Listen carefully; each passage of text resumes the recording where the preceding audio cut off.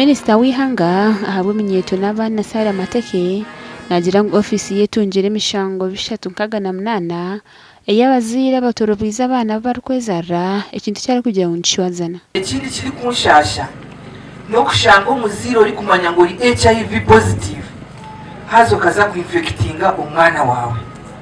Twine cases omu ofisi yanje 368 cases z'abazaire relatives bari HIV positive infecting their own children. Omwishengero kazahabwa Bushenyi district katusime Anet Mugisha enshongeje gyegikyerire obutabanko obutekere musheke omu maka mingi omu eihanga. Domestic violence itwe nk'abakyala ahabw'okuba tutushemereire kuza omu bwebembezi kandi abaishiki baitu abaana baitu b'abaishiki bakasigara ne baturugunyizibwa.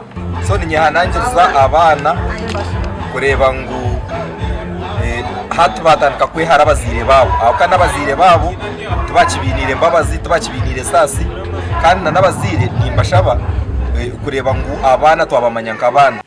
Aha mukoro ogu chairman w'entebe ya katano ahabwa Bushenyi district Jefa abasajja baraba ashabire government konjera sente z'eminyeto kubugingo gumo kukubayamba ku rw'omboro. Itweka district sub-counties divisions and town councils twine adequate funding ahari youth no implementing parish development model especially 30% His Excellency Nana Cabinet yibatwerize emnyete ekiri aha mukoro ogu eraganise kubeera beegi omu mashomero gaabo.